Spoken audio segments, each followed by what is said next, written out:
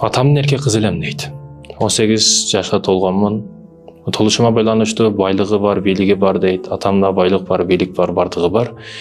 Ар жерден кудалар жуучу болуп келишти баштады. Ар ким ар нерсени ойлоп келет, ар кандай максат менен келет. Бирөө жакшысы менен, бирөө жаманы менен. Баласын башынан баштап тырмагынан чачакка чейин мактайт. Балам красавчик, Германияда окуйт, Францияда окуйт. Бүтсө Кыргызстанга келип, бул жерде депутат болуп иштейт, бул жерде фермер болуп иштейт, же бул заводдун башчысы болот. Менин магазиндеримди башкарат деген мактоолор менен өзгөчө жуучулар келип жатты. Бирок атама мен атамдын эрке кыз болгондугум үчүн атама али бери турмушка чыкпашымды айтып койгонмун. Биз курбу подружкаларым менен, курбуларым менен тоого, кафеме, ресторан, кафеме, кафе жүргөн, оюн күлкүдөн башыбыз чыкпаган секелек кыздар элек. Кыска юбканы капа кылбайбыз, көкүрөктөрүбүз ачык. Жыпар жытыбыз менен ар кимди, ар кайсы жигитти ашык кылып коюшка кадыр элек, ошону өзүбүзгө жактырат элек. Ооба.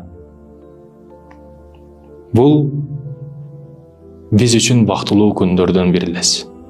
Биз бактылуубуз. Ким красавица болуп кетти, ким бизден өтүп кетти, чырайда ким бизден калып кетти деген ой санаалар бири-бирибизди кубандырат, бири-бирибизди сүйүндүрөт, бири-бирибизди кээде күлдүрөт. Түшкөн сүрөттөрүбүздү, али бул тамакты, ал кафеге барып бул тамакты, бул торту сүрөткө тартабыз. Чыккан тоолорубузга мактанып сүрөткө тартып чыгарабыз соц тармактарга. Жыйнаган нравится, лайктары болсун, башкаларын өзүбүзгө кубанч белги катары, бейиштен сүйүнүч кат келген сыяктуу кабар алат элек, каттарды окуйт элек. Кээ бир красавчик жигиттерден өзүгө жаккан жигиттерди тандап алып, кээде алар менен ар жерге барат элек. Ошого жараша мамилени кылат элек дейт. Күндөрдөн бир күн кафеге барып, олтуруп, чай-пайыбызды ичип, настоящий кофеси болсун, жакшынакай чайлардын ичип отуруп, курбу достору менен сыртка чыктык кафеден. Сыртка чыгып отурганыбыз учурубузда алыстан бир скамейканын алдында жигит бизди карап турду. Курбу досторум, бул жигитти кара, чырайын кала, кооздугун кара, красавчигин кара, жараштуу кийингенин кара, нур жүзүн кара. Өтө кооз, сүйкүмдүү жигит экен. Биздин оюбуздагы, мен оюмдагы жигит кобу деп курбу досторум талашты баштады. Мен дагы жигитти бир карайт экенмин, денем бир титиреп, муздак суу үстүмө куюлгандай болуп кетти. Баягы жигит бул жер жүзүнөн келген эместей. Биз сулуу болгонубуз үчүн, байдын кызы болгондугубуз үчүн бардык жигиттер келип биз менен таанышышка аракет кылат, биз менен жүрүштү каалайт. Бирок бардык эле жигиттердин, көпчүлүк жигиттердин ою бирөө, келет, ырахат алса, жыргал кумарын кандырып, бизди таштап кетиши эле ой максаттары. Ошондуктан биз аларга жакындабайт элек, өзүбүздүн төрөбүздү, өзүбүздү таза кармап жүргөн кыздар элек. Бирок баягы жигит өзгөчө мени өзүмө тартты. Акырын баягы жигит жакындашты баштады. Бул басып келип атат, сага карап атат деп курбу досторум айтышты баштады. Ал сага карап жатат. Кара, сага жакындап жатат деп. Басып келди да, мага үн чыкпастан бир күлдү, карматты, үн чыкпастан сүйлөбөгөн абалда кайра артына кайтып кетти.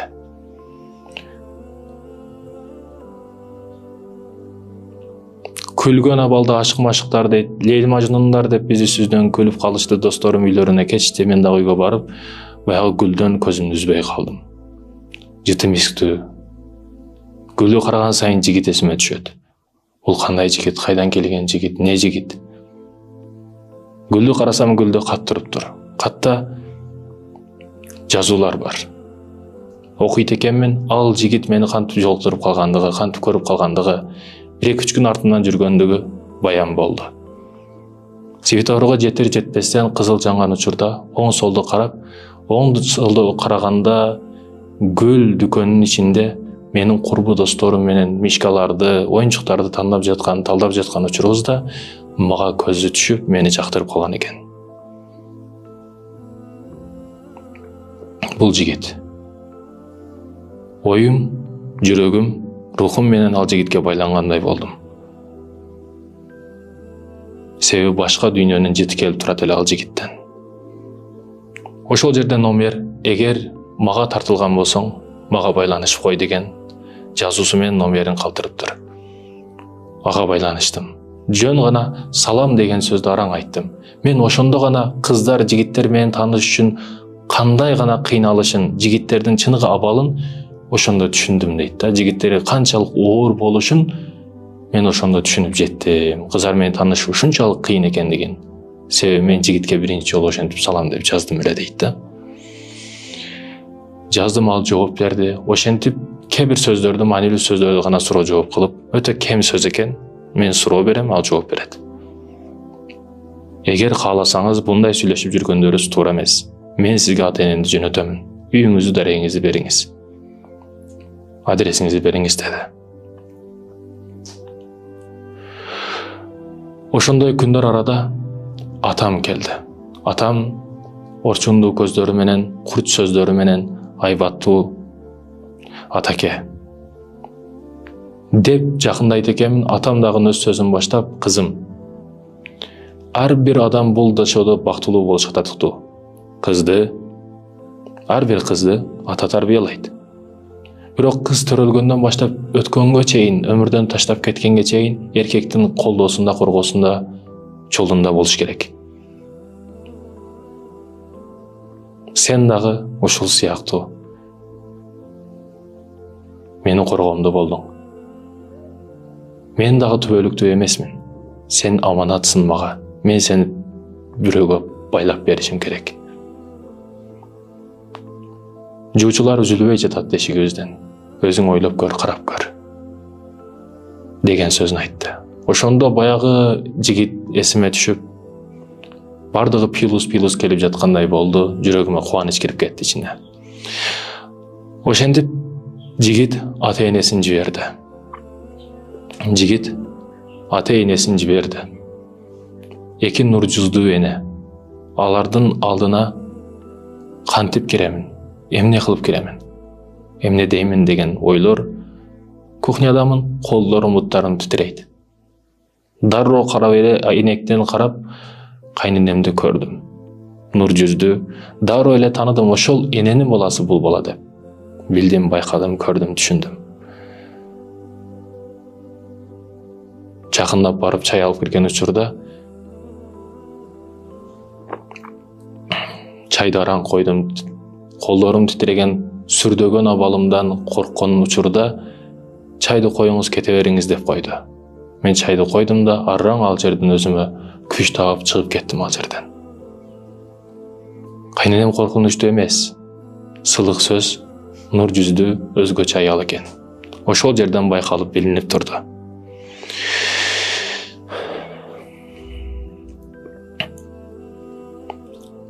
Ошентип ата-энесин жиберди. Ата-энеси келген учурда атам жок эле. Атамдын көз карашы диний адамдарга жакшы эле.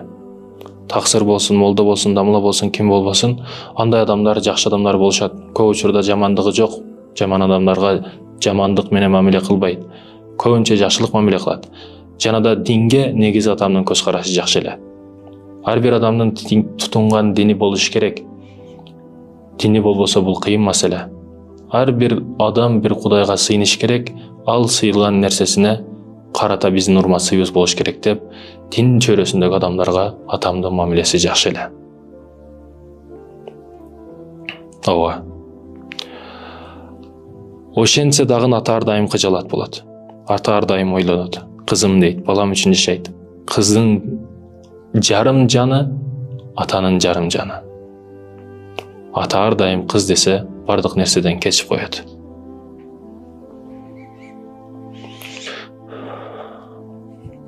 Ата-энемдин көз карашы жакшы болду. Сүрүштүрүү башталды. Күйөөнү көрөйүн. Эмне иш кылат? Кайсыл жумуш менен алек? Күйөө баланы бир көрөйүн. Кандай жигит? Буга чейин кандай тарбия алган? Ата-энесин бир билейли. Бул кандай үй бүлө негизиле? Алар келишти, биз барбадык. Бир сүрүштүрүп келеличи деп сүрүштүрүптүр. Сүрүштүргөн учурда 90% бардыгы мактаптыр. Жигиттин адилеттүүлүгүнө, көчө-көйдөгү ар бир адамга жакшылык кылгандыгына, кошуналары дагы аны жакшы көрөт экен. Үлгүлүү үй бүлөлөрдөн бири экен. бары жоқтан топ келишкен. Руханий жактан, диний жактан, бизнес жактан, байлык жактан, жакшылык жактан бардыгына топ келген үй бүлө экен булар. Менин кубанычымда шек жок эле. Ата-энемдин көз карашы жакшы болду. Ажынын баласы экен кызым. Эмне дейсиң? Булар жакшы үй бүлө экен. Бала дагы жакшы экен. Аны менен бир көрүштүм, сүйлөштүм. Ой карашы, көз карашы жакшы жигиттен. Ойлонуп көр деген сөздү айткан учурда мен чындап кубандым. Жан дүйнөмдөн, ички дүйнөмдөн сүйүндүм. Себеби жигит мен бүт оюмду тартып алган эле. Жан жүрөгүм менен аны жакшы көрүп калдым эле. Чындыгында жигит башкача эле. Күндөрдөн бир күн атам аларды биз өзгөчө чакырайлы. Бар жок макулдашылган болсо чечишейли. Боло турган иштин тезирээк болгону жакшы деген сөздү айтты. Белгилүү күн болду, ошол күнгө чакырмай болдук. Мен бардык күч аракетим менен күйөө бала өзү дагы келсе, жакын туугандары келсе, дарыгерчиликти каттоо баштадык. Мурдагы кийимдер жок, жакшынакай кийимдерди сатып алып келдик. Базарга барып, жакшы продукталардан кылып келдик. Үйүбүздө кадимкидей той майрам шаңга айланып кетти. Атам өз колдору менен аш кылды. Биздин кээ бир туугандарыбыз, коно-кошуналарыбызды чакырып, аларды дагы суйурматтап, бир учурда көптөн күткөн кудаларыбыз, атам, апам, күйөөм, жакындары бардыгы кирип келишти. Сүйлөшүштү. Асырга чейин, 5-6га чейин, таамда 10-11де келген болсо 5-6га чейин сүйлөшүп отурушту. Көп нерседен атам менен атасы өтө келишти. Атасы көптөгөн насааттарды иманга чакырып, кээ бир жакшы окуяларды да айтып берди атама. Атам чындап алардын жакшы экендигине, жакшы үй бүлө экендигине ынанды. Жана күйөөнүн каалоосу менен ошол жерде бир жолукмай болдук. Мен башка жигиттер келген учурда көчөдө эле таанышайлы деп сөз атат эле. Бирөөсү дагы мындай келип чындап дарбазаны кагып, чуучу жөнөтүп өмүр бою жашайм деген ою жок эле жигиттерден. А бул жигитте чындап сени бактылуу кылам деген ой бар эле. Мен көргөн элем ошону. Биринчи көргөндө эле. Таштап кетмей, алдап кетмей ою жок эле бул жигитте.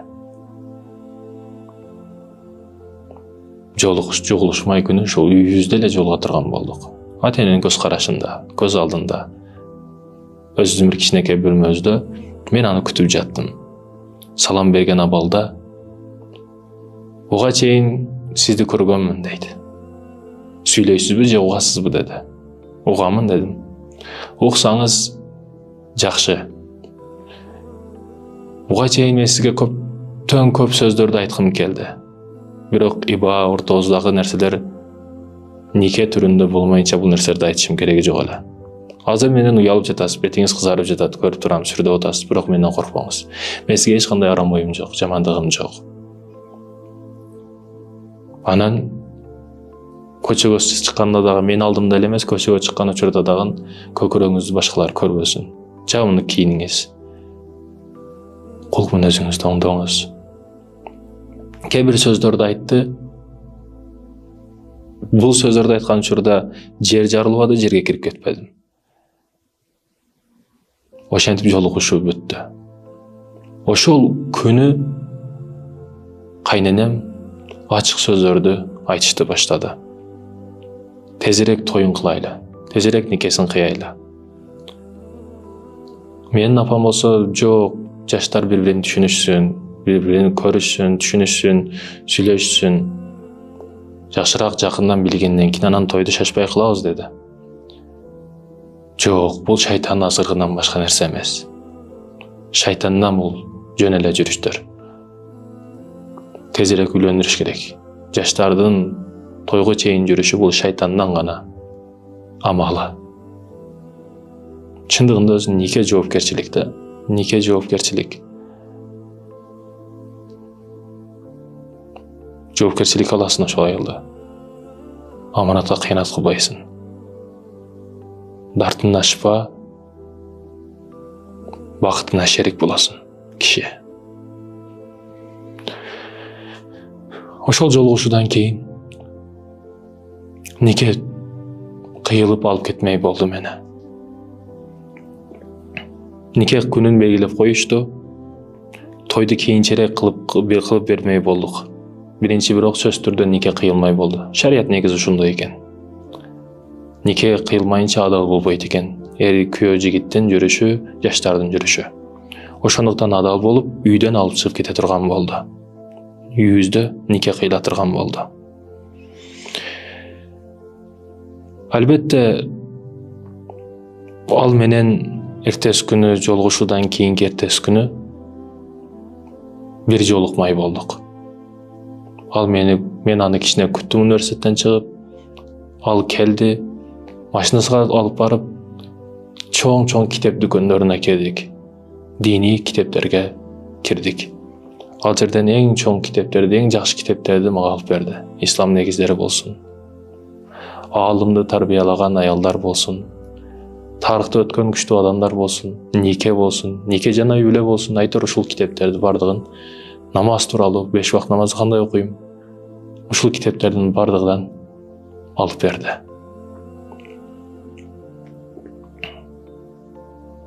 Ал менен өткөн мүнөттөр баягы курбулар менен, баягы ресторан кафелер менен бардык барагы тоодогу жыргачылыктарды эсептеп кетсе дагы ал жигитке алмашкысы эле. Ал менен өзүмдү өтө тынчтыкта сезип жаттым. Кеч келип китептерди ата-энеме бердим. Ата-энем дагы биз исламдашып кетиштен коркуп, динден чочуп, өзүбүздүн мусулман экенибизди унутуп коюппуз. Бул китептерди караңыздар деп, үйдө атам, апам бардыгы талашып китептерди, мунусу мен окуйм, анысы мен окуйм деп талашып калышты. А мен болсо өзүмө тиешелүү нике китебин алдым дагы өз бөлмөмө кирип кеттим. Ал жерде нике тууралуу, никенин канчалык азиз экендигин, канчалык улуу экендигин, жашоонун эрежеси нике менен гана өз ордуна келишин түшүндүм. Ал жерде күйөөгө итаат, күйөөгө баш ийүү, күйөөнүн өз орду, аялдын өз орду бар экендигин, ислам эч качан аялды кордобоштугун түшүндүм. Ар бир аялдын бакыты өзгөчө экендигин түшүндүм. Жылаңач болуп көчөгө чыгып кетүү бул маданияттуулук эмес, айбанчылык экендигин түшүндүм. Китептерди окуйт экенмин, күйөөмө тынымсыз суроолорду берип жаттым. Дин тууралуу, дүйнө тууралуу, бизнес тууралуу, кайсыл гана жаат болбосун, күйөөм кем сөз, мен көп сөз. Бири-бирибизди толуктап турабыз. Мен тынымсыз суроолорду берем, ал жоопторду менден тажабастан берип жатты.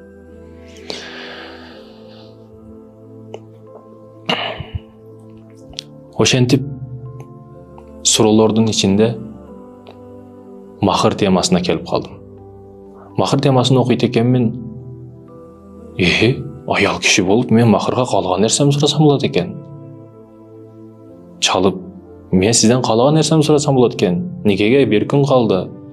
Айтып коеюн, каалаган нерсемди сурайм деп тийиштим. Ошол учурда ал, ооба, каалаган нерсеңизди сурасаңыз болот менден. Бирок менден ушундай нерсе сураңыз, ал нерсе мени таң калтырсын. Билесизби, мен сизге бир окуяны айтып берем. Пайгамбарыбыз саллаллаху алейхи вассаламдын кызы Фатима 18-ге толгон учурда ага ар кандай жерден жуучулар келишти баштайт. Абу Бакр ас-Сыддык, Умар ибн Хаттаб жада калса булар дагы жуучу болуп келет. Бирок аларга дагы пайгамбарыбыз жок дейт. Көптөгөн жуучулар келгенден кийин аларга жок дейт. Кеңешчилер, насаатчылар, чоң аксакалдар Али радиаллаху анхуга келип, сен пайгамбарыбыздын кызыга барып жуучу болгон. Балким сага берет. Себеби сен эң биринчи мусулмандардансың, пайгамбардын тарбиясын алган адамсың сен. Сага жок дебейт. Али сен барып көргүн дейт. Али радиаллаху анху ойлонуп калат. Абу Бакырга, Умарга бербеген кызын мага берет экен деген абалда ойлонуп, бирок пайгамбарыбыздын мээриминден үмүт кылып, жакшы адам экендигин билип, пайгамбарыбызга барат. Пайгамбарыбызга барып киргенден кийин, салам алейктен кийин, он чыкпастан отуруп, акыры өзүнө сөз тауып, пайгамбарыбызга сүйлөш дагы өтө кыйын болгон, сүрү дагы болгон, пайгамбарыбыздын айбаттуу болгон. Пайгамбарыбыздын алдында отуруп, Али радиаллаху анху, Фатима кызыңыз тууралуу ойлондум эле деп араң ушул сөздү айтат. Учун чыгарат да. Ошондо пайгамбарыбыз кош келдиң, келгениң сафа келипсиң, жакшы келипсиң деп айтат. Унчукпай калат. Ортодо жымжырттык пайда болот. Али радиаллаху анху унчукпастан кайра чыгат. Сыртта күтүп тургандар эмне болду Али, эмне болду дейт. Ошондо мен дартымды айттым. Пайгамбарыбыз сафа келипсиң, келгениң кош келипсиң деген эки сөздү эле айтты деди. Али сүйүнө бер анда, тойлор марек болсун. Пайгамбарыбыз неге сага бир эле сөзү жетиштүү эле, бирок сага эки сөз айтыптыр. Сен кубана берсең болот. Тойлор марек болсун деп сүйүнчүлөйт. Эртеси күнү элдер чогулуп турган учурда пайгамбарыбыз саллаллаху алейхи вассаламга жакындап, Али радиаллаху анху пайгамбарыбызга угула турган кылып туруп сөздөрдү айтат. Кече мен эч нерсем болбосо дагы пайгамбарыбыздын мээримиден, жакшылыгынан үмүт кылып, кызына жуучу болуп бардым эле деген сөздөрдү айтканда, о Али бер кел дейт. Келсең мен алдыма дейт. Пайгамбарыбыз чакырат Алини. Эмнең бар дейт. Али радиаллаху анху эч нерсем жок дейт. А мен берген сөөткана дейт. Соот баягы согушта кие турган. Ал ошол бар дейт. Анда ошону алып кел дейт. Аны саткандан кийин саткан акчасына кызына сеп кылып берет нерселерди. Ошол сеп эмне эле десеңиз, бул ошол жөнөкөй эле эки жаздык, бир үстүнө жаба турган төшөк дейбизби? Анан иче турган, суу ташый турган идиштер болгон. Жөнөкөй эле нерселер болгон. Сурай турган нерселери дагы болгон эмес. Себи дагы болгон эмес. Никедеги береке азчылыкта, көпчүлүктө эмес. Ошондуктан сен сурагын арукем, сен сураган нерсең мени өтө таң калтырсын дейт. Баягы арукени ойлондуруп коет. Мени ойлондуруп койду дейт аруке. Бул жигиттен чындап көп нерселерди билсе болот экен. Акылы дагы тунук жигиттигин ошол жерден туюп билдим дейт да. Чындыгында урматтуу мекендешим, биз кафелерде той кылабыз. Миңдеген долларларыбыз, акчаларыбыз кетет. Машиналарга канчалаган акчаларыбыз кетет. Канчалаган энергиябыз кетет, күч кубатыбыз кетет. Бирок ошол нерсе бакыт алып келбей атат го. Ар бир үй бүлө курган, нике кургандын үчүнчүсү ажырашып кетип атат. Алар не кафеде той кылбадыбы? Алар не люкс машинада чыкпадыбы?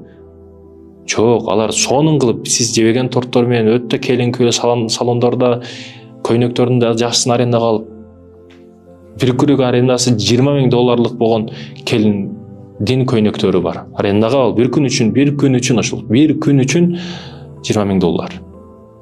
Бул сараңдыкты биз каяктан алдык? Кайсыл орус $20,000 бир күн көйнөк кийет? Биз кайдан таптык бул ырым-жырымдарды? Эгер бактылуу болгондо, көп чачышта бактылуулук болгондо, анда биз дагы жарашат элек чачып. Жок, көптө эмес, азда береке бар. Азчылыкта береке. Ошондуктан сиз сураңыз арукем, мен сиз сураган нерседен таң калайын деди.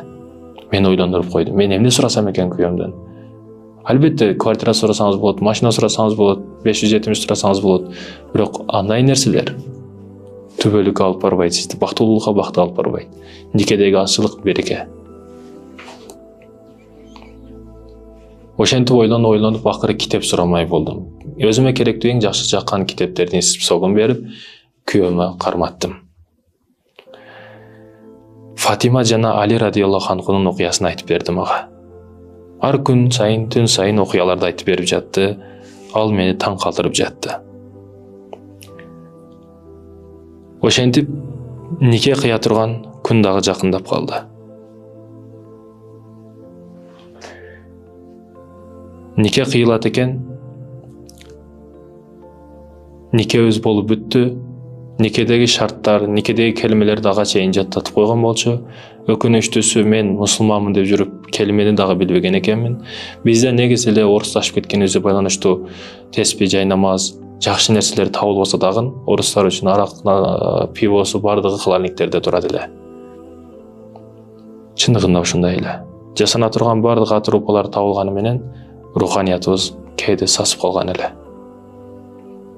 Ошондуктан бул жигит бизди ички дүйнөбүздөн баштап тазалашты баштады деп улантат сөзүн. Ошентип никебиз дагы кыйылды. Никебиздин нур жүздүү, сакалдары аппак, калпак өзүнө келишкен бир шейх дейт экен аны, шейх кыйдын экөөбүздө. Ошол жердеги айтылган келемелер, ошол жердеги айтылган дуалар, ал адамдын айткан сөздөрү мени жигитке байлап жатты. Никебиз кыйылып бүттү. Никебиз кыйылып бүткөндөн кийин эң биринчи айта турган суроолорум, күйөөмө жабыштым, өмүрлүк жолдошума жабышып эле жүзүнөн өп, жок, жакындабай тур деди. Жакындабай тур деди. Жана да эми тоюбуз качан болот дедим. Закыс кандай болот, кандай машинада чыгабыз, иномаркабы, закысыбыз болобу өзү деди. Ооба болот дедим. Болот деди. Кандай машинада? Бир Мерсте. Каяка барабыз? Көп жерге барабыз. Бара берип тажап кетесиң, тажап кетишиңиз мүмкүн дедим ага. Мен тажабайм кайда болсо, сиз менен бардык жерге барамын деди. Ошентип анда жүрмө менен деп Бишкекте тоонун үстү панорамага чыгарды. Панорамага чыгат экенбиз, ал жердеги чыгып жаткандагы абал, ал жердеги таштандыларды көрүп, Бишкекти үстүртөн карап, бул жер ушундай жер. Бул жер Бишкек. Бул жерде менмен деген байлар жашайт. Айылдан келген байлар болсун, сырттан келген байлар болсун, ушул жерге аракет кылат, ушул жерге талпынат. Бул жерди борбор дейт. Депутат да, президент да, артисттердин эң жакшысы да, күчтүүлөрдүн эң жакшысы да, спортсмендер да бардыгы ушул жерде жашайт. Ушул жерден көп делалар чечилет, ушул жерден бардык нерсе чечилет. Бул жер Бишкек борбор, Кыргызстандын борбору, Кыргызстандын жүрөгү. Ошондой сөздөр менен ар кандай окуяларды, хадистерди айтып берип, Бишкек тууралуу, андан кийин жүрүңүз эми деп Баткенге бардык. Баткенге сапар тарттык. Ошол күн башталды, ошол күндөн ибадатты токтотподук.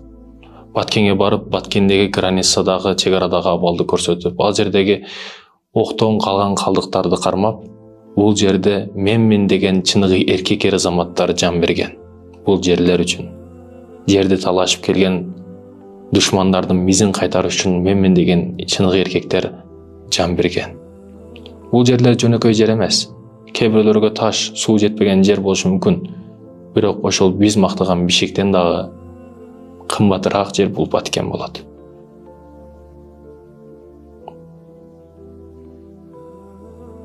Баткенди сактабаган эркек башка жерди дагы сактабайт. Октан калдыктарын кармап, бул жерде эмне деген гана кыйын азап окуялар болуп өтпөгөн. Эмне деген душмандар келбеген. Ошолордун бардык окуяларын айтып берди.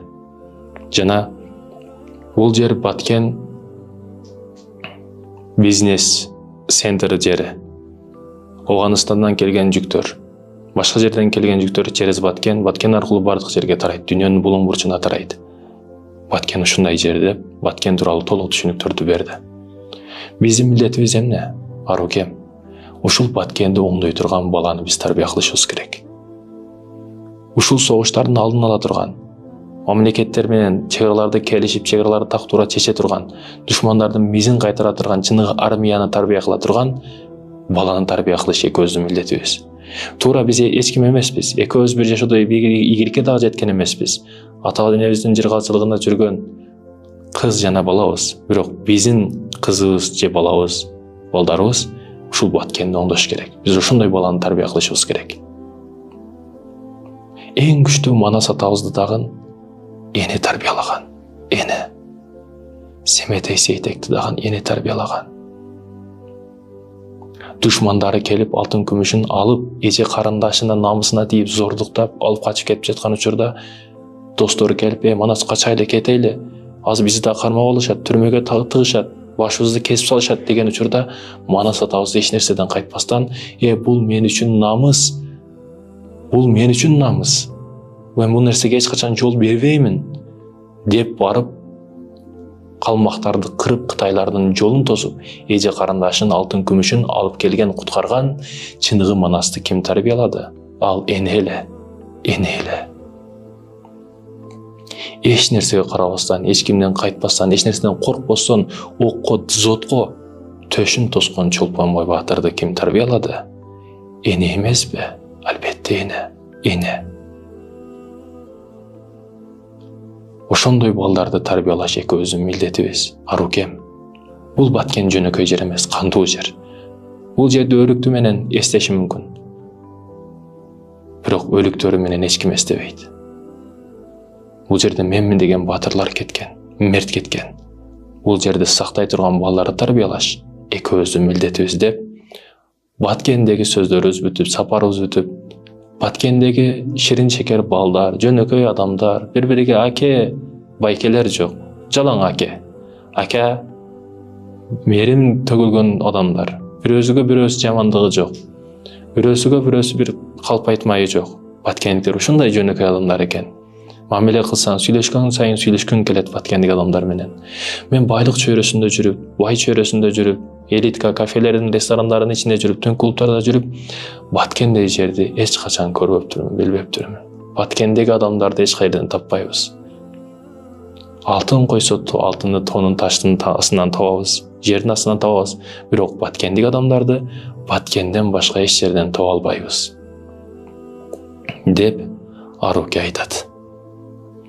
Ошентип биздин Баткендеги сапарыбыз соңуна чыгып, Баткенден туура Ошко келдик.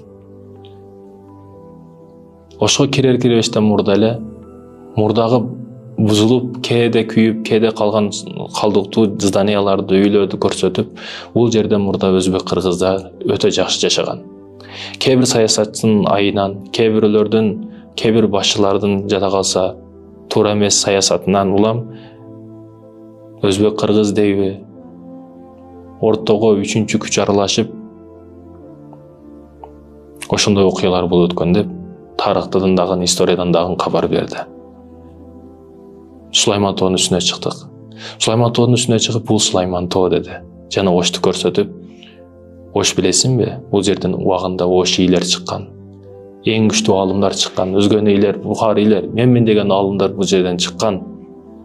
Ошондой жерде, улуу жерде турабыз. А бүгүн ушундай улуу жер эмнеге айланып калды? Сулайман тоонун абалын кара.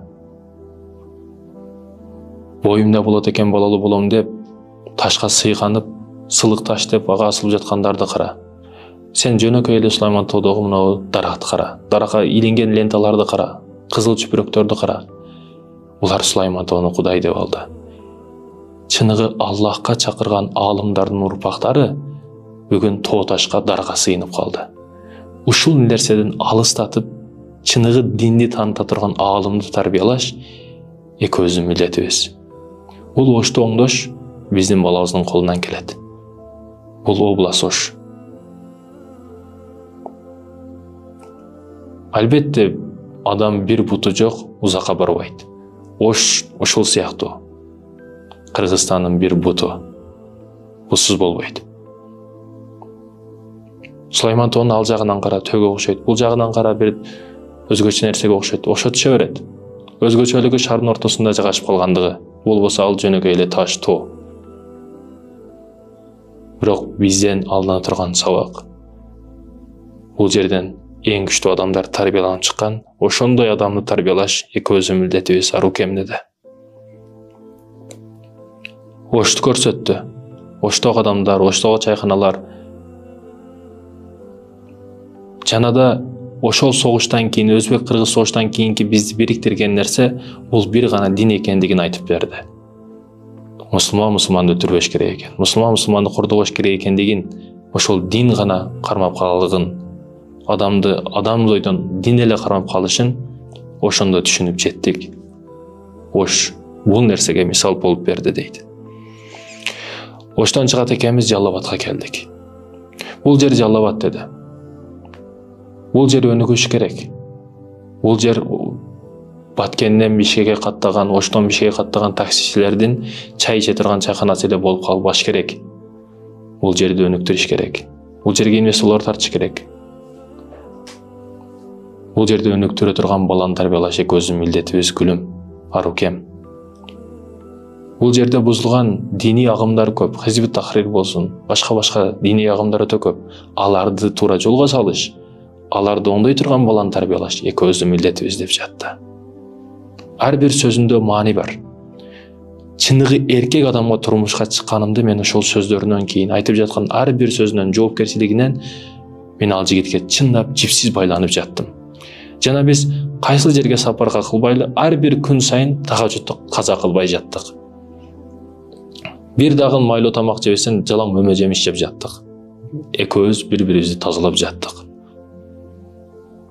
Мага колун дагын тийгизе эле. Өмүрлүк жолдошум, менин сүйгөнүм. Ошто төп ашууга жетет экенбиз. Төп ашууга жеткен учурда тахажжуд окуп жатып, бул жол кандуу жол. Бул жөнөкөй жол эмес, кандуу жол. Ар бир жери мүрзө. Бул жерде каждый сантиметрде адам өлгөн, коюлган. Ушул жолдорду туура кылып оңдош, ушул жолдорду жакын кылып оңдош, жолдун акысын жебестен туура жолдорду салып бериш, туура көпүрөлөрдү салып бериш. Бул жолдорду салган адамдар кытайлар. Кытай эмес, Кытайдын башындагы нерсесин алып келип, бул жерлерге кыргызды иштетип, кыргыз өзүнө сала турган жолдорду сала турган балдар тарбия кылыш экөөбүздүн милдетибиз. Деген насааттарын, сөздөрүн, ар бирин практика, тажрыйба жүзүнө дагы көрсөтүп берип жатты. Мен ошондо чыныгы аял экенимди, жөнөкөй адамга турмушка чыкпаганымды, чындап улуу максаттын жолундагы адамга бириккенимди, ошол улуу максаттын бир мүчөсү болгонума өтө кубанып, ыраазы болуп жатканымды өзүм туюп билип жаттым дейт.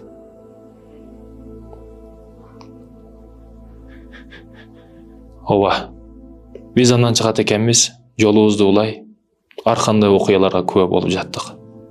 Таласка да келдик. Таласта текебирликти жоготуш керек. Кекейбеген дейт, текебир болбогон дейт. Текебир болуп асманды дагы теше албайсың, жерге дагы кире албайсың. Жерде жүрүп барат экенсиң, адам боюнча калган. Кийген кийимиң менен, минген табутуң менен өзгөлөрдөн өзгөчө албайсың. Текебирликти жоготуш керек. Ар бир адамга кичпейилдүүлүктү, жаш бала сыяктуу акпейилдүүлүктү үйрөтө турган баланы тарбиялаш, жакшы мааниде эң текебир баланы тарбия кылып бериш биздин милдетибиз. Чындап адыяга ахлакка, кулк мүнөзгө алып келиш бул биздин милдетибиз. Талас оңдо турган, өсө турган жер. Бул байлыктын кени болуп калбаш керек. Чындап руханияттын, жан дүйнөнүн байлыгы болуш керек. Таластагы көп окуяларга, ал жердеги сүйлөшүү, адамдардын сүйлөшүү, күлдүрүштөрү, биз конок болгон үйлөр, өзгөчө адамдардын мамилелери. Ар бир областта ар кандай күндөрдөн калып жаттык. Ар кайсы күндөрдөн, ар кайсы түндөрдөн калып жаттык дейт. Талас. Таластан чыктык. Таластан чыгып Нарынга келдик. Нарында бул жерде жан жараныбарлар, койлор, малдар болсун, башкалар бул жерде кадимкидей коен союлгандай союлат. Биз келгенибизде да койлорду союшту, өзгөчө конок кылышты, сыйлашты. Күйөө мага чейин тааныш досунукка бардык, ал жерде урматтады, сыйлады, жана да Нарынды көчөлөрдөн көрсөттү. Бул жерде арабтар балдарды алып кетет экен, өз өлкөсүнө экспорт кылып сатат экен. Тандалма балдар бар экен, балдарды жеп чыргадык. Баткен өрүгү менен, оштор ширин сөзү менен, айтор ар бир областтын өзүчө бир өзгөчөлүктөрү бар, жей турган нерселери өзгөчө. Нарын өзгөчө эле. Эт жей берип, этти көргүбүз келбей калды дейт. Нарындагы күнүбүз өтө сонун өттү. Нарын илимден артта калып кетпеш керек. Мектеп деген көбөйтүш керек. Агайын юсурлар тартып келиш керек. Нарынды өнүктүрүш керек, өстүрүш керек.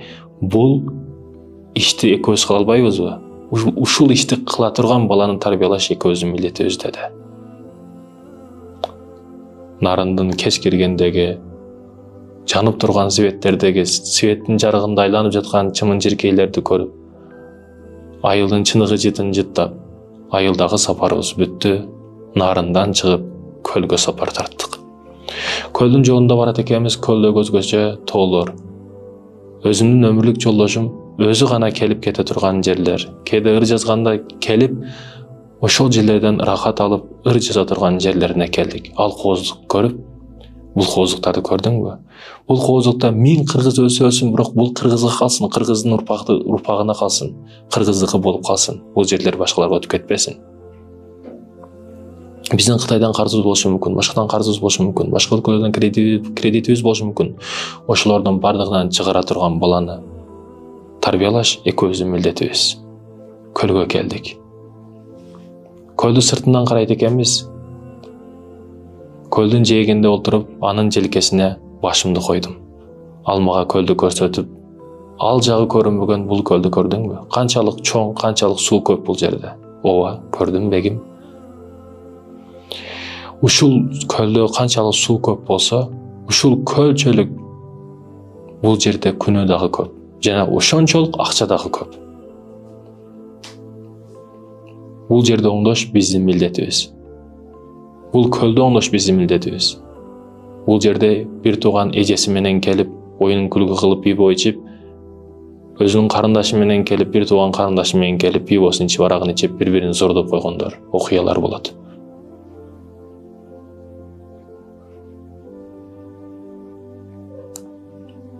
Канчалаган өлүктөр табылат. Өлтүрүп, бири-бирин өлтүрүп, арзыбаган дүйнө үчүн, мал мүлк үчүн, бандит болуп, чара-чорный болуп, өлтүрүп, көлдүн ортосун мүрзө кылып койгондор дагы жок эмес. Ушул көлдү оңдош, адеп ахлакка, иманга, исламга алып келиш биздин милдетибиз. Бул жерде сырттан дагы туризм бар. Акча агып келет. Ички туризм дагы күчтүү. Бул жерде туу чокусуна жеткириш, кумарканаларды, арамканаларды, сойканаларды жоготуп, адал жолго сала турган баланы тарбиялаш биздин милдетибиз. Ооба, чыккан, Рысбек сыяктуу күчтүү батыр балондар чыккан. Ага эмек менен кызмат кылам дегендер чыккан. Анын жолу мизин улай, эң күчтүү батыр баланы тарбиялаш биздин милдетибиз. Көлдө ойнодук, күлдүк, чуркадык, көлдө эс алдык. Башка уластарга салыштырмалуу мөмө жемиштери дагы кечпишат. Көлдөн суугу бар, башкасы бар дегендей. Ошентип көлдөгү бактылуу мүнөттөрүбүз, күндөрүбүз соңуна жетти. Албетте, көлдөгү сапарыбыз бүткөндөн кийин Бишкекке кайтып келдик. Эми эмне кылабыз деген учурубузда Бишкекке кайра келип, Бишкектин панорамасына чыктык. Панорамасына чыгып, көпкө ойлонуп отурдук. Бишкекти карап, саякатыбыз аягына согуна чыккандан кийин, бул Бишкек көрдүңбү? Баягы биз барган облустар ушул жер аркылуу чечилет. Бардык мыйзамдары, кабыл ала турган нерселери. Бул жер жүрөгү, мотору. Ушул жерде оңдоштон башталат бардык нерсе. Ушул жерден башталыш керек. Гүлүм, арукем, көздөрүмө кара. Менде эмнени көрүп атасың? Мен анын көздөрүнө карайт экенмин, чыныгы ишеничти, чыныгы эр азамат жүрөк бар экен деген, чыныгы эркектиктин сезимдерин ал жигитте көрүп жаттым. Жана ал сөзүн улап, гүлүм, бул Кыргызстанды оңдош экөөбүздүн милдетибиз. Бул биздин колубуздан келет. Бул согуш талаасына мен менен чыгышка ыраазысыңбы? Мен ар дайым алдымда турасыңбы? Кыйынчылык көп болот. Ооба, азаптарыбыз көп болот. Оор күндөрүбүз, түндөрүбүз өтө көп болот. Бирок иманга чындап, исламга кыргызды көтөрө турган, духун ойгото турган, руханий жактан чыныгы эр жүрөк эр азаматты тарбия кылышка даярсыңбы? Мен сен алдыңа чыныгы эр болуп туруп берем. Эмне гана көйгөй маселе болбосун алдыңда таштап кетпейм. Бирок сен ушуга даярсыңбы? Ушул согуш талаасына мен менен кошо чыгасыңбы? Мен аракет кылам. Сенин өтмүшүң мага кызыксыз. Өтмүштө ким менен жүргөнсүң, эмне кылгансың? Ал мага кызыксыз. Мага азыр барлыгың, азырың маанилүү. Мындан кийиниң маанилүү.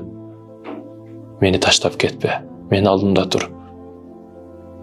жана мен айткан улуу перзентти тарбия кылып чыгарышка мага жардам бер. Ушул нерсеге даярсыңбы, гүлүм деди.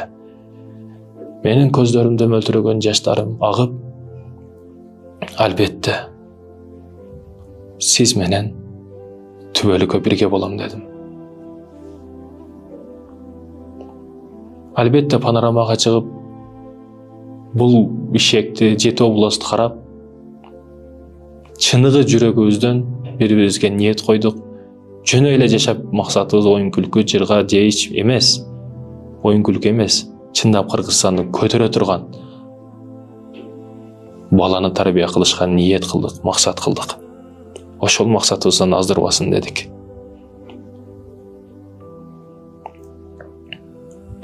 Ошентип ишектеги саякаттарыбыз бүтүп, биз жолдо дагы эч бир кайсыл областка барбайлы тахажжуд эч калдырбадык. Ошол панорамага келген учурубузда 40 күндүн тегереги болуп калган, эми 35-34 күн болуп калган. Тахажжуд окуп жаттык, жегенибизде жалаң жакшы нерселерди жап жаттык, мөмө жемиштерди. Эмнеге деп сурадым мен. Себеби мен сени тазалап жатам, сен мени тазалап жатасың. Балким буга чейин атаңдын байлыгы бар эле, бир арам аралашып кеткен болушу мүмкүн. Жаман нерселер жеп койгон болушу мүмкүн эле. Балким мен ошондой болуп калган болушу мүмкүн. Ошондуктан адалдан табылган рызкы менен бири-бирибизди тазалап жатабыз. Ооба, нике кыйылганда күндө эле сен мага адал болдуң эле. Мен сага жакындык кылсам болот эле. Бирок андай кылбадым. Бири-бирибизди тазалашыбыз милдеттүү эле. Себеби биз жөнөкөй балага ниет кылып аткан жокпуз. Теректелибиз алуу жана чоң. Ошондой күндөрдүн уланат экен, ошол бишектеги күнүбүз, сапарыбыз бүтүп, өзүнүн бир тоодогу аларчанын бийик чокулардан ары алыстап алып барды. Ал жерде бир өзгөчө бир кичинекей үйү бар экен, токойдун ичинде, тоолордун боорунда. Эч ким билбеген үйү бар экен. Ал үйгө бар дайым китеп окуган. Ошол жерде ар дайым 10 күн барып китеп окуп эс алып, ошол жерде жашап келе турган үйү бар экен. Өмүрлүк жолдошумдун. Ошол үйүнө бардык. Ал үйдө мени ойнотту, күлдүрдү. Бирок мага эч бир жакындык кылган жок. Ошондой бактылуу күндөр уланып жатты. 40 күн дегенде 40 күндү күтүп жаттым. Себеби жигитти чындап ашыгы, чындап сүйүп калдым эле жигитке. Эмоционалдуу нерселерди тартуу кылып жатты. Чоң качела, тоонун ал жагы көрүнөт, бул жагы дарыя, ошондой качеларда ойнотуп жатты. Тоонун бийик чокуларын алып чыгып жатты. Ал жерде мылтыгы бар экен, мылтык менен атканды үйрөттү. Стволу кандай, кайсы жерде басылат, окту кантип салат, ошолорду үйрөттү. Жаа менен атканды үйрөттү. Жана тоодогу керемет нерселерди көрсөттү. Ал жерде жашаш бири-бирибизге жакты. Ал кадимкидей эле отун терип келет, мурдагы жашоону элестетет. Курук отундарды терип келип, отун жагып, чай кайнатып, свет жок, телефон жок, тынчтык жашоосун деп көз жашап жаттык. Зериккенибизден дагы бири-бирибизди катуураак сүйүп жаттык дейт да. Жигит өтө ыкластуу жана өжөр эле. Отундарды алып келип, чай кайнатканда от жагымыш болуп, кайра ошол жерде ар кандай зикирлерди айтып олтурат эле чай кайнаганга чейин. Намаздарыбызды эч калдырбай жаттык. Ал имамчылыкка чыгат. Мен артында намаз окуйм. Ошентип күндөрүбүз уланып жатты. Тоодо өтө кызык күндөрүбүз башыбыздан өтүп жатат. Биз бактылуубуз. Мен жана күйөөм. Мен ал үчүн бардык нерсеге даярмын, ал мен үчүн. Атамдан кийинки эң жакшы көргөнүм бул албетте өмүрлүк жолдошум болду, сүйгөнүм болду. Чыныгы романтика. Чыныгы романтика ошол тоодо мен күбө болдум. Буга чейин кинолордон көрүп, көчөдө сумкасын урдап кетсе, аны сумкасын алып келип берген жигит романтика эле. Же болбосо бир жаман балдар тийсе, андан сактап калса, ошол романтика эле деп түшүнөт элем мен. Чыныгы романтика эмне экен десе, никеге алгандан кийин күйөөңдү муздак суу себеп тахажжутка тургузуш романтика экен. Күйөөң ыйлап жатса, ыйынын себебин сурап көздөрүнүн жашын сүртүп пешенесинен өбүп коюш романтика экен.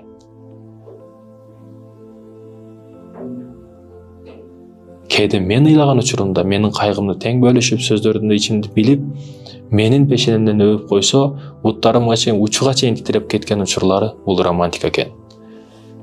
Ал Куран окуса менин угушум, мен Куран окусам ал угуп турушу чындыгы романтика экен. Мен романтиканы башка жерден издеп жүрүп турмун. Ал бир нерсени бериш эмес, эмне берсе дагы чын жүрөк менен бериши чындыгы романтика экен. Ал мага гүл эле эмес, бардык нерсени берди. Чыныгы сүйүүнү берди. Жүрөгүн мага берди. Эч кимге алмашкыс менин сүйгөнүм. Чындыгы романтиканы ошондон көрдүм. Бүгүн Кудай буйруп 39 күн. Мен күндөрдү эсептешти баштадым дейт. Армияда кетебиз деп калат го. Солдаттар кетишине 10 күн калды, 20 күн калды деп эсептешти баштайт. Ошол сыяктуу эле 40 күн болушуна мен сабырым чыдабай жатты. Мен себеби чындап сүйөт элем. Бул эркектин чындап эркектигине таң калдым. Себеби башка эркек болсо балким заборду тешип чыгат эле дейт да. Балким ошондой. Кээ бир бойдоктор бар, чыдабай калган го. Баягы өгүздөрдү сарайга камап коюп, жемдеп багып, 2 жыл, 3 жыл багып туруп, бир кой берсең, барды жокту сүзүп, эгер кунажынды көрүп кала турган болсо койбойт го. Ошол сыяктуу эле болуп калат. А бул жерде негизи сабыр. Сабырдын түбү сары алтын. Сабырдуу узакка барат дейт.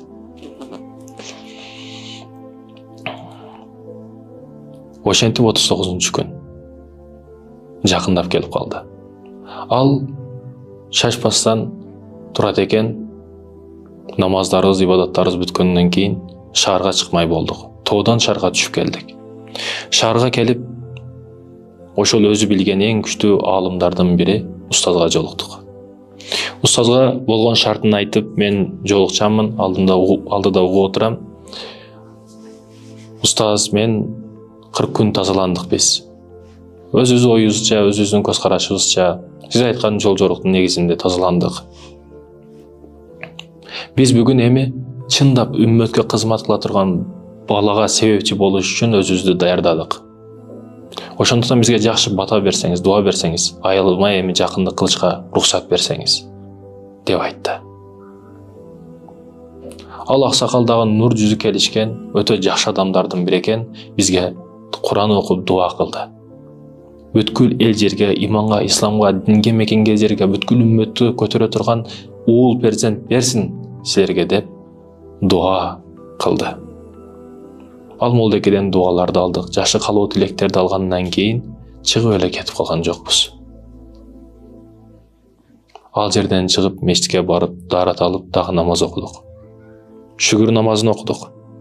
Бардык нерсеге шүгүр кылдык. Жеткизгенине шүгүр кылдык. Андан кийин чыныгы бакыт эмне деп сурады менден. Билесиңби деди. Чыныгы бакыт эмне деди. Мен сиз алдыңызда болуш мен үчүн бакыт деди. Жок деди. Жүр менен жүр деди дагы. Балдар үйүнө бардык. Колубузда арзыбаган эле конфет татуулар бар эле, печеньялар бар эле. Бирок балдар үйүнө барганыбызда балдардын көзүндөгү, жүзүндөгү жылмаюуларды көрүп, ал өзгөчө бакыт тартуулады бизге. Балдар үйүнөн чыгып карылар үйүнө бардык. Карылардын арманын айткан, арманын уккан учурларыбыз. Алар менен сүйлөшүп, алардын көгүнүн алыш өзгөчө бир бакыт экендигин түшүндүм. Карылар үйүнө бардык, балдар үйүнө бардык, жетимдер үйүнө бардык. Ал жерде чыныгы бакыт бар экендигин түшүндүм. Ал бакыттарды неге ата-энеси таштап кетет? Эмнеге балдар ата-энесин таштап кетет деп өтө таң калдык. Ооба. Чындап бактылуу элем. Ал эч ким бербеген күндөрдү мага келишине себепчи болуп жатты өмүрлүк жолдошум, менин сүйгөнүм. Анан тийишти баштады өзү. Бүгүн 40 күндөгү эже тийишти баштады. Эми перзентти болгубуз келет. Ошол пайгамбардын хадиси боюнча 3 кыз тозоктон сактайт эркек кишини. 3 кыз 1 уулду болобуз деп айтып калды өзү. Ооба, 3 кыздуу 1 уулду болобуз. Эмнеге 1 уул, 2 уул болбойбу? Уулду сен тарбия кыласың да. Уул баш чогураак болот. А кыздарды мен тарбиялаймын. Кыздарды мен дүйнө кезем, айланам, жыргайм. А бала сеники болот айтып коеюн. Баланы сен катуу турасың балага деп сөздөрдүн айтып жатты. Бирок биз качествого иштейбиз. 3 жыл, 4 жыл, 5 жыл болсун аралыгы ар кандай алыс болсо дагы бизге сапаттуу бала керек. Жыл сайын төрөбөйсүн деген талаптарын да коюп жатты. Мен ичимден хоп деген сөздөрдү гана айта алдым. Бул жигит ачыла баштады мага. Чындыгында түн. Ошол кайра тоого кайтып келдик. Тоодогу кичинекей үйгө дарыгерчиликтерди көрдүк. Мен өзгөчө абалда аны күтүп жаттым. Мен келем деген бойдон ал чыгып кетти үйдөн. Мен албетте өзүнө карасын деген абалда мен жалгыз калдырды окшойт деп мен өзүмө карашты баштадым, жасанышты баштадым, дарыгерчиликти көрдүм. Шаардан алып алган помадаларым болсун, упаларым болсун, өзүмө бүт жасалгыларды койдум. Өмүрлүк жолдошум үчүн, күйөөм үчүн. Бул шариятта бар экен. Чындыгында мен ойлойт элем, диндеги жигиттер, сакал койгон, узун кийген, топ кийген, сасып кеткен, өзүнүн карабаган шлепка кийип алган, дават деп, динде эле, намазда эле жүрө берген, дүйнөсүн карабаган, ата-энесин карабаган, аялын карабаган адамдар деп түшүнөт элем. Бирок бул жигит баягы түн клубда жүргөн эркектерден өзү өлүк артык. Мындай красавчик жигиттер эч каяктан табылбайт. Алтын жигит, бул динди чындап түшүнгөн жигит экен. Дин эч качан адамды жаманыкка баштабаштыгын, болгону адамдар дин аркылуу өзүн бир максатта пайдаланышын түшүндүм.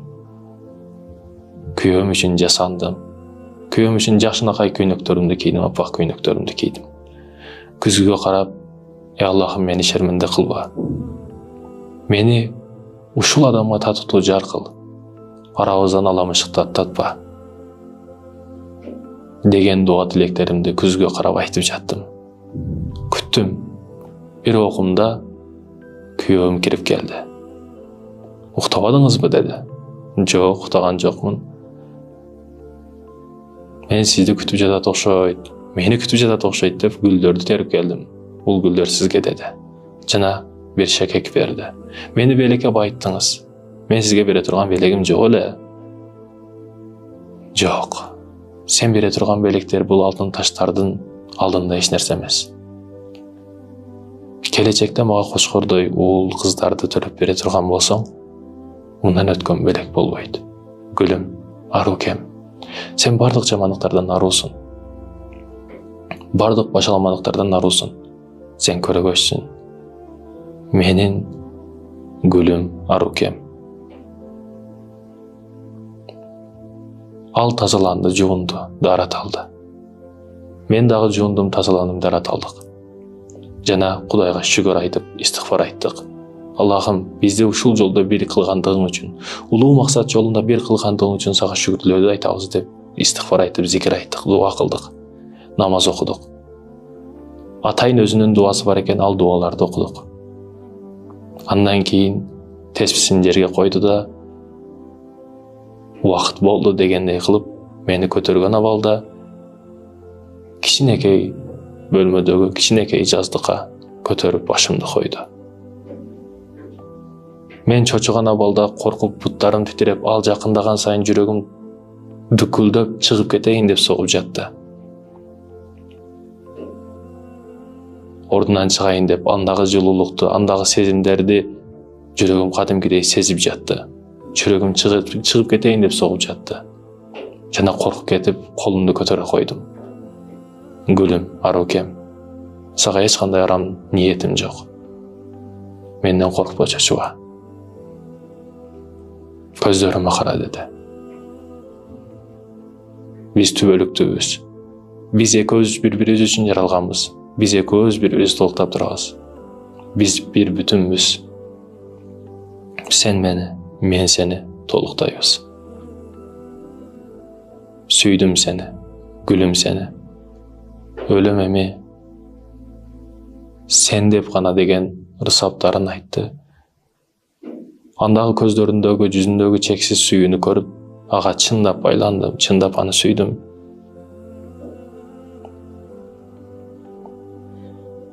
Ооба, таң. Таңда ойгонуп, намаздарды окуп кайра жаткандан кийин чуркай турган учуру келип, күйөөм чуркаганы кетиптир. Түшсөм завтрагын бардык жогун даярдап коюптур. Балы болсун, тамактарды даярдап коюптур, жашына кайларын. Чуркап келгенден кийин кичине жуунуп, чайканып алып, завтракты кылдык дагы кайра шаарга келмей болдук. Тоодогу саягаттарыбыз бүтүп калды.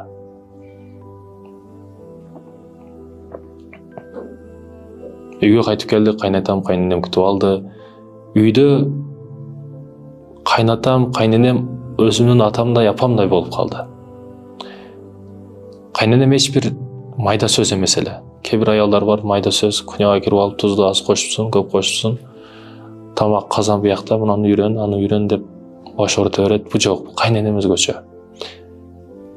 Бир кухняга кирип алып, аны кыл, муну кыл деген билбейм. Кайнатам оор басыруктуу адам. Кээ бир эркектер бар, майда эркектер, аялынан беттер болуп алып акыл үйрөтө берет.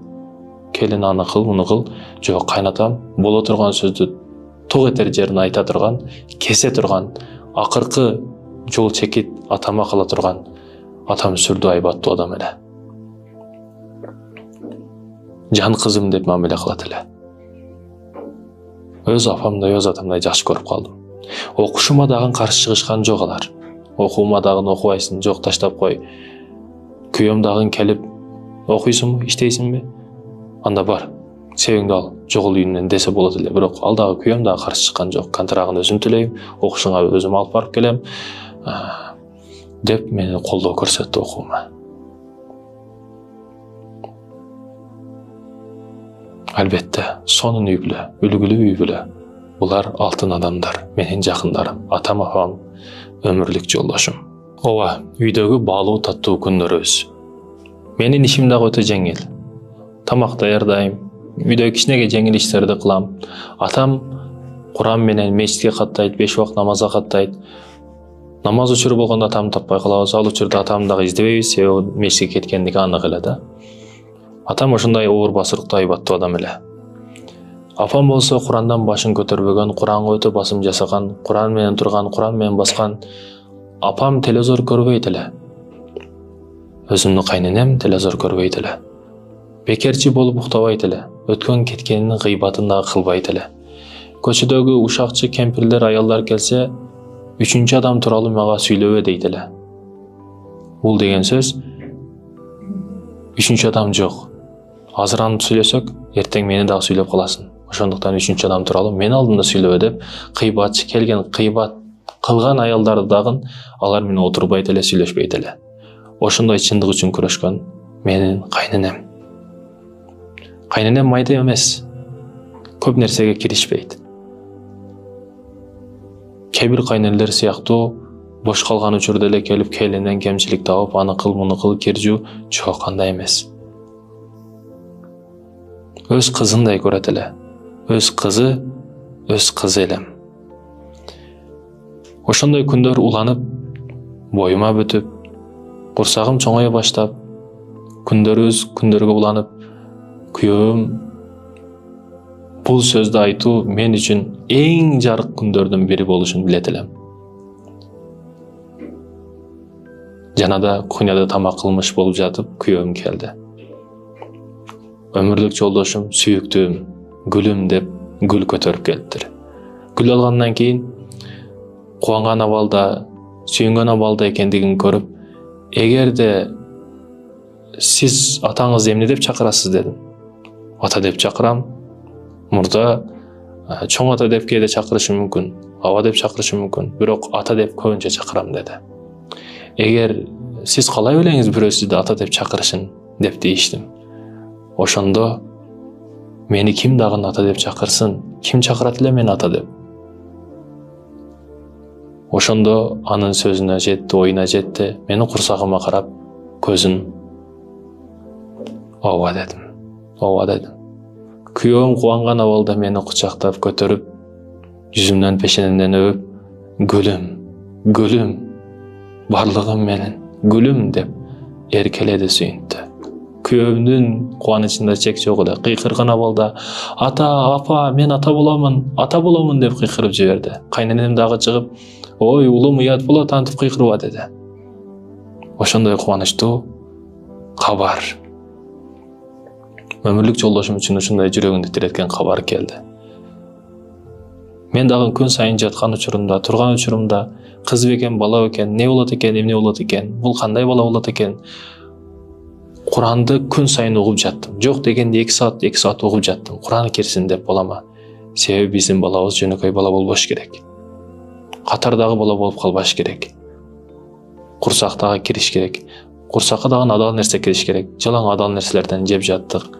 Арам аралашкан нерсе үйгө келбейт. Жалаң адал нерсе. Үйүбүздө бир дагы арам нерсе жок. Жалаң адалдан болгон нерселер. Ооба. Ошондой күндөр узуланып, күндөрдөн бир күн күйөөм башка бирөөнү сүйүп калды. Анын алдынан кеткиси келбей калды. Ага жакындап, аны өп, аны сүйүп, алып келген нерселер ага дагы көбүрөөк, мага азыраак болуп калды. Бирок ал сүйгөнүн сүйөм деп айта албайт эле. Ал сүйгөнү сүйүшүн дагы билбейт эле, түшүнбөйт эле, сүйүүнелигин дагы билбейт эле. Себеби ал кичинекей кызыбыз, бардыгыбызды кубанткан сүйүктүүбүз Фатима болчу. Биз кыздуу болдук. Атын Фатима койдук. Жакшы ниеттер менен пайгамбарыбыздын кызы Фатима эле, Фатима койдук атын. Фатима кызыбыз төрөлдү. Албетте кызыбыз өзгөчө сулуу, өзгөчө нурдуу, жүрөгүбүзгө жылуулук тартылган, кубаныч тартылган сүйүктүү кызыбыз. Фатима кызыбыз чоңоюшту баштады.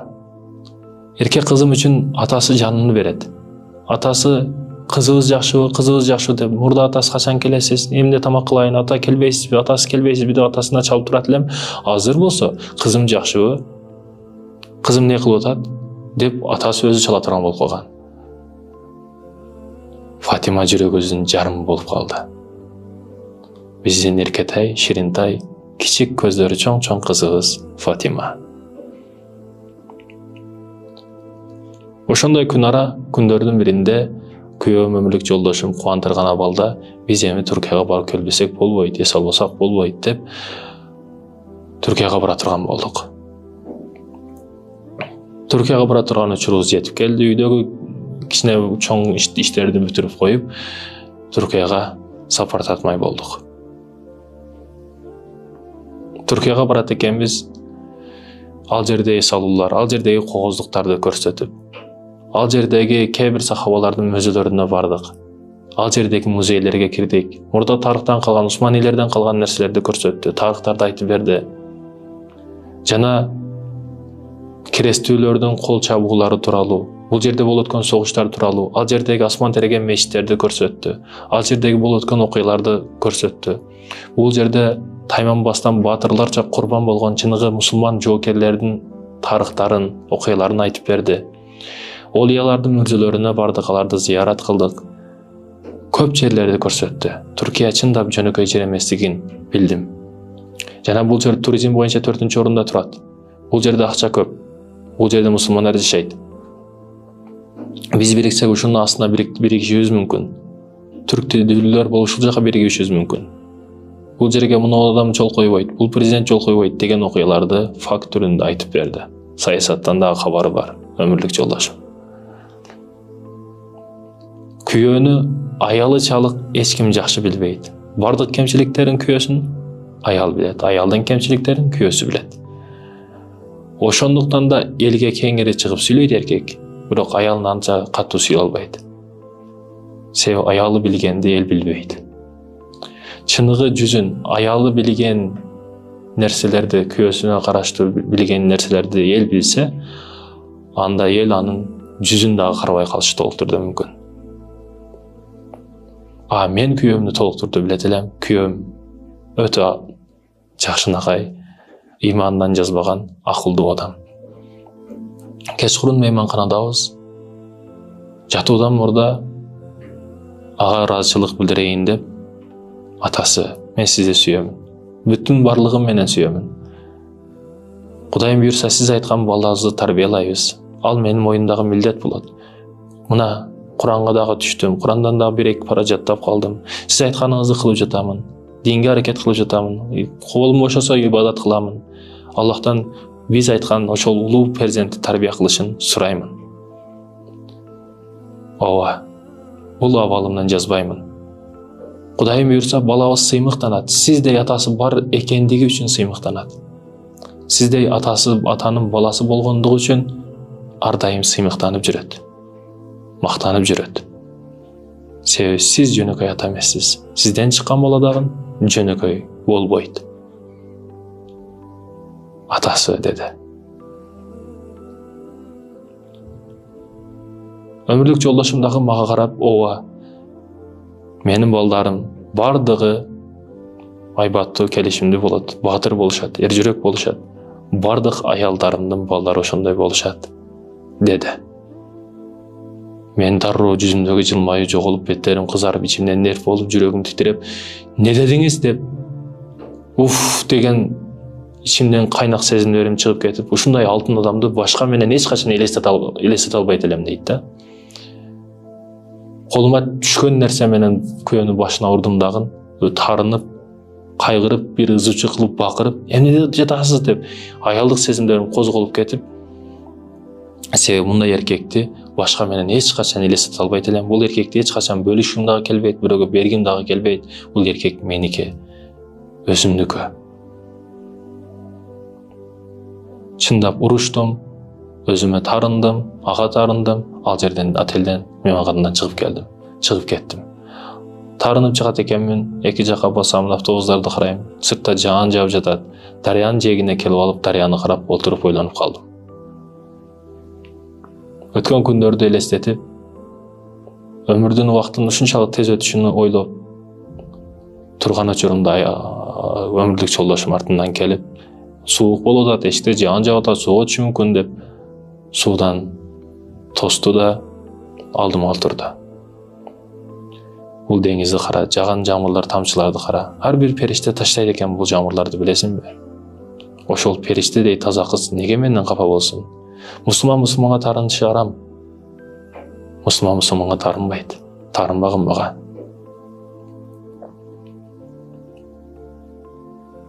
Үч күндөн мурда тарыныш, 3 күндөн ашыкча тарыныш арам.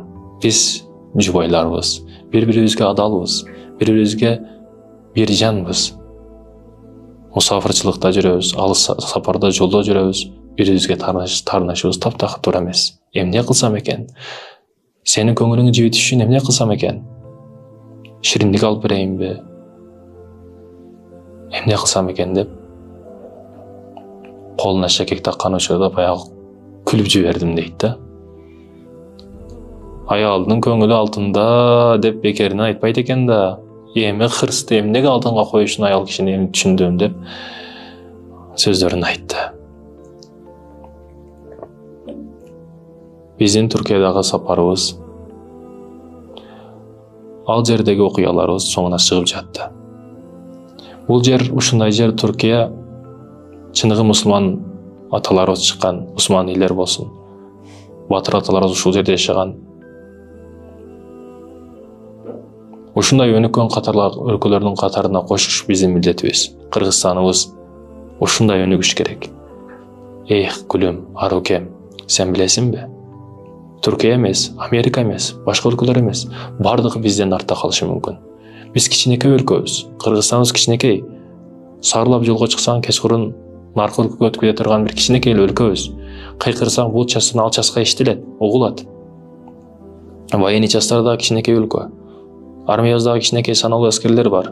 Военный техникалар, башка бирөөлөр подарка кылган техникалар болушу мүмкүн. Бирок биз өнүгөбүз. Ошондой улуу перзенттерди, улуу батырларды тарбия кылыш экөөбүздүн милдетибиз. Кыргызстанды өнүктүрүш экөөбүздүн милдетибиз. Башка жактан бир турист келсе, аэропорттон түшкөн учурда таксилер аны талашпаса, адеп ахлак менен, кезеги менен баягы таксилер орундарды алса, мусулман катары айтылган жерде дарекет таштап койсо, 5-10 сом үчүн тырышпаса, кээде алдап анын көбүрөөк акчасын алып коюп болсо, таксиден алдабастан туура түшүп, бар жок таптаза болсо, бир дагы чаарда мусор болбосо, көчөлөр таптаза турса, адамдар бири-бирин алдабаган, бири-бирине көз артпаган, бири-бирини зордоп кетпеген, бири-бирин өлтүрүп кетпеген, бири-биринин буюмун урдап кетпеген, ошондой таза өлкө болсо, биз чыныгы мусулмандын сапатын көрсөтө алсак, бизде бийик имараттар болбосо дагы, бизде заңырап салынган асман тиреген имараттар болбосо дагы, Дубайдагы бассейндер болбосо дагы, же нефтибиз күчтүү болбосо дагы, Россия сыяктуу арышабыз күчтүү болбосо дагы, адамдар бизге келет. Адамдар биздин имараттарыбызды көрүш үчүн эмес, бизди көрүш үчүн келет. Ушундай дагы адамдар бар деп бизге кызыгып келет. Биздин өлкөбүздүн чыныгы жүзүн көрөт. Бизде туризм өнүгөт. Биз туризм аркылуу дагы Кыргызстаныбызды туу чокуга жеткизип коюшубуз мүмкүн. Ал үчүн биз чыныгы мусулман болуп жашашыбыз керек. Мусулманды тарбиялаш үчүн чыныгы руханиятты көтөрө турган эркек баланы тарбиялаш экөөбүздүн милдетибиз. Түркиядагы сапарыбыз бүттү. Биз мекенибизге кайттык. Ооба. Фатима кызыбыздын кылыктары чыга баштады. Өзгөчө кыз эле. Кичинекей кыз, атасы менен ойнойт, күлөт. Атасы намазды алдыда окуйт, мен артында турам. Фатима кызыбыз келип алып, атасынын алдына чуркайт, желкесине асылат, ойнойт, күлөт. Ата деп ширин сөздөрү чыгышты баштады. Ушунчалык керемет кызыбыз бар. Абалынан жазбаган, ата деп эркелеген, мага секелеген, эркелеген кичинекей кызыбыз Фатима. Ооба, аялдын дагы денеси эс алыш керек. Аял дагы өзүчө эс алыш керек, эргүүш керек. Аялы дагы эс алдырыш керек. Саякат дегенди сөз түрдө билет алып Американын Нью-Йорк же Лас-Вегаска барып эс алып келүү эмес. Көчөнүн баштагы магазинге барып болсо дагы, ночной прогулка болсо дагы, же бир өзүбүздүн эле айылыбыздын башындагы адырга чыгып, айылды карап, жөнөкөй отуруп келиштерибиз бул чыныгы романтика экен. Күйөөм мени жакшы көрөт. Фатима кызымды жанынан дагы артык көрөт. Фатима кызыбыздын кылыктары өзгөчө, сүйлөгөн сөздөрү, ата-эне өзү негизи ушундай экен. Балалуу болгондон кийин баласынын кылыктарына эле сүйүнүп калат экен да. Баласынын көргөчтүгүнө, баласынын кээ бир кыймыл аракеттери башталып калат. Муну кара деп ата-эне бири-бириге сүйүнүп, ошо баласын көрүп эле рахат алып жашоодон баласы үчүн жашап калат экен. Ошондой күндөрүбүздө Фатима кызыбыз өзгөчө секелек кыз, буттары домпок, чачтары бужубойгон өзгөчө бир кызыбыз. Фатимадан кийин дагы бир кыздуу болдук. Жакшы ниеттер менен, максаттарыбыз менен атын Алима койдук. Фатима, Алима өзгөчө кызыбыз. Кыздарыбыз намаз окуп жаткан учурубузда тийишет. Фатима кызыбыз сүйлөштү баштады, жазганды үйрөнүштү баштады, жазып калды, акыл өзүнө кичине келип калды. Чуркап келип тийишет, качып кетет, дагы келет. Бирок Курандын тарбиясын алган, чыныгы атанын тарбиясын алган кыздар жаштыгынан ойлонуп, ар бир сөзү маанилүү болот да. Сөздөрүндө дагы бир нух бар эле кыздарыбыздын. Фатима дагы жөн эле сүйлөбөйт. Пайгамбарыбыз тууралуу окуяларды айтып берет. Пайгамбарыбыздын өмүр таржымалдарын күйөөм айтып берип жатты Фатимага. Кыздары угуп жатты. Фатима пайгамбарыбызды пайгамбар атам деп алган. Пайгамбар атам деп алган. Пайгамбар атам, пайгамбар бабам, пайгамбар атамды жакшы көрөм, пайгамбар атамды сүйөм деп пайгамбар атага аракет кыла берет эле. Пайгамбарыбыз Мухаммад Мустафа саллаллаху алейхи вассалам. Аны чын жүрөгүнөн сүйүп калган. Ал тууралуу кыйын азаптарды, көргөн окуяларды сыйра сабагынан бүт айтып бергенден кийин Фатиманын ойлору, ой жааты бүт пайгамбарыбызга байланып калган эле. Пайгамбарыбыздын кылган эмгектери жана сыймыктанат эле ар дайым. Пайгамбарыбыздын кызынын аты Фатима, менин да атым Фатима. Ал да Фатима, мен да Фатима деп ар дайым күлөт эле. Мен пайгамбарыбыздын алдыга баргым келет. Пайгамбар атам алдыга качан барам деп айта берет эле. Анын гүл назик да, ширин кыз. Бир дагы жан дүйнөсүндө бир арам ою жок, кара түшүнүгү жок кыз. Ага өлүм тууралуу дагы айта албайсың да, коркосуң. Ошондой таттуу назик кыз. Пайгамбар атама барам дей берет.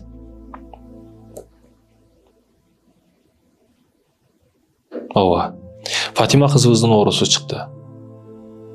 Оорусу чыгат экен, күчөйгөндөн күчөйүп, Фатима кызыбыздын абалы оорулашты баштады.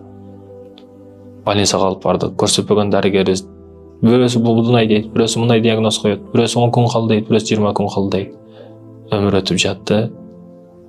Фатима кызым больницада атасы менен. Мен больницага учкан абалда кайтып келдим. Атасы кайгырган абалда больницадан чыгып келет экен. Көздөрүндөгү жаш менен, колдорундагы титирөө менен кызыбызды кандай абалда экендигин билдим, түшүндүм. Кызыбыз Фатима бизди таштап кетти. Пайгамбар атамды көрөм деген кызыбыз пайгамбарыбызды көргөнү кетти. Пайгамбар атам деген кызым пайгамбарыбыздын алдыга кетти. Аны сагынабыз, жүрөгүбүздүн жарымы болуп калган. Фатима кызыбыз. Эми тилдери бал болуп, таттуу болуп, жазганды, чуркаганды эми үйрөнүп калган кызыбыз. Фатима кызыбыз.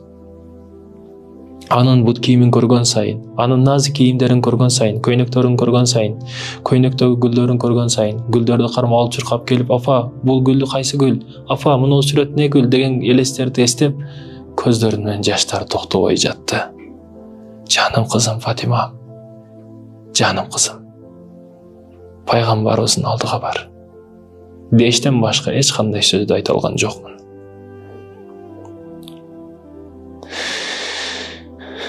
Күнөрдөн бир күн атасы кызыбыздын бөлмөсүн издеп жатып, кызыбыздын бөлмөсүн көрүп жатып, кызыбыздын кичинекей ар нерселерди тартып ойногон, ар нерселерди жазып ойногон тетрадын көрүп калды. Аны ачып окуйт экен, көздөрүндө мөлт-мөлт жаштар агып жатты. Жанада ата-энесинин ден соолугу үчүн пайгамбарыбыз алып кетсе дагы кетсин, бирок ата-энем көп жашасын деген ниет тилектери, каалоо тилектери, жаш бала экен ар нерсени жазат экен. Мен эмнени жакшы көрөм, атасы эмнени жакшы көрөт, бардыгын жазат экен. Бардык нерсени жазган кичинекей кызыбыз Фатима. Жана каттарды аралап, бул кат биздин көңүлүбүздү бурду. Кызыбыз Фатиманын бизге калтырган каты. Жаным атаке, гүл апаке. Пайгамбар атам ким эмнени сүйсө, кыяматта ошол менен бирге болот деген экен. Муну мен китептен окуган элем. Апом, атом, мен сиздер үчүн сиздерди 100 күн алдын таштап кетем. Бул сиздерди жакшы көргөнүм үчүн, жаман көргөнүм үчүн эмес. Жараткан бул дүйнөдөн өткөн жаш балдарды бейишке алып кирет экен. Ага сабыр кылса, атасын да, апасын да бейишке киргизет экен. Ошондуктан пайгамбар атам менен бейиш эшигинде мен сиздерди күтүп турам. Атам ал айды, пайгамбар атам ал айды 2-ге бөлгөнүн атам китептен окуп берген эле. Дагы бөлүп бериңизчи, айдын кантип бөлүнгөнүн көрөйүнчү деп пайгамбардан сурайм. Пайгамбар атам бөлүп берет. Пайгамбар минген төөсүн мен дагы мингим келет. Пайгамбар атам менен ойногум келет. Пайгамбарыбыздын башынан өткөргөн окуяларын өз оозунан уккум келет. Жана да угам. Андан сурайм пайгамбарыбыздан, пайгамбар атамдан сурайм. Ошондуктан мен сиздерди алдын кетип жатам. Үмүт кылып аны табам, пайгамбар атама жолугам. Жана жакшы адамдарга шапаат кылып жатканда, сиздерге да шапаат кылуусун сурайм. Эгер кичине шок кыз болуп, ыйлап берсем макул Фатима кызым десе керек. Сиздерди бейиш эшигинде күтүүчү, көздөрү чоң кичинекей кызыңыз Фатима. Көздөрүмдө жаш менен бул каттарды окуйт экенмин. Жүрөгүм жайынан чыгып кетти. Үйүбүзгө жөнөкөй кыз келген эмес экен. Периште келиптир, периште кетиптир. Биздин кичинекей Фатима кызыбыз ширинден шекер, балдан таттуу, Биздин кичинекей каймак кызыбыз Фатимабыз бизди таштап кетти. Үйүбүзгө жөн гана периште келип кеткенин биздин жүрөгүбүз туюп билди. Алима кызыбыз бар, жашашыбыз керек. Биздин максаттарыбыз бийик чоң. Аллахтан үмүттү үзбөйбүз. Аллахка гана баш ийебиз, Аллахтын тагдыры. Жакшылык келсе да, жамандык келсе да, Кудайды дындап билебиз. Бардыгы келишеттер, кетишеттер, биз дагы келебиз, кетебиз. Фатима кызыбыз үчүн сабыр кылдык, өзүбүздө күч таба алдык. Жараткан Аллахтын ыраазычылыгы үчүн жашашыбыз керек. Бүт мекенди өнүктүрө турган, өзүбүз ойлогон перзент тарбия кылышыбыз керек. Фатиманын элестери менен шайт экенбиз. Арадан бир канча жыл өтүп, татыктуу төрөлдү. Бардык нерсеге татыктуу болсун, бардык нерсеге үлгүлүү болсун, бардык нерсеге жетишсин, бардык нерсенин үлгүдө татыктуу болсун деп атын татыктуу койдук. Татыктуу төрөлдү. Бардык нерсеге чындап татыктуу эле. Көп нерсеге көрөгөч. Төрөлгөн учурундагы жепары жыт, миск. Кудум пайгамбарыбыз Мухаммад Мустафа саллаллаху алейхи вассалам төрөлүш учурлары эсиме түштү. Ал төрөлгөн учурда менде дагы кыйнак азап, төрөт азабы болгон жок. Көп азап тарттым дей берет, бала төрөп кыйын, бала төрөш кыйын, башка сөздөрдү айтат эле. Бирок бул баланы төрөгөн учурунда мен кыйналбадым. Деги эле Фатима кызымда деле эч кыйналган эмес элем. Андан кийинки кызым, бул татыктууда эч держе кыйынчылыкты сезген да жокмун. Кыйналбастан төрөдүм.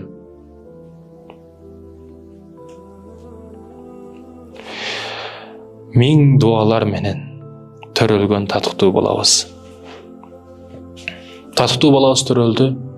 Ал менен кичине жүрөгүбүз чаңга бөлөндү. Өмүрүбүз өтүп жатты. Күндөрүбүз түндөргө, түндөрүбүз күндөргө алмашып, убакыт деген, мезгил деген зымырайт. Учуп жатат. Куш сыяктуу убакыт.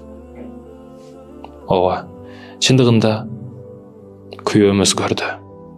Күйөөм өзгөрүштү баштады. Намаздарга бекем, тахажжудду эч калтырбай турган болуп калды. Зикирлерди толук тарта турган болуп калды. Мурдагыдан да көбүрөөк ибадатка берилип калды.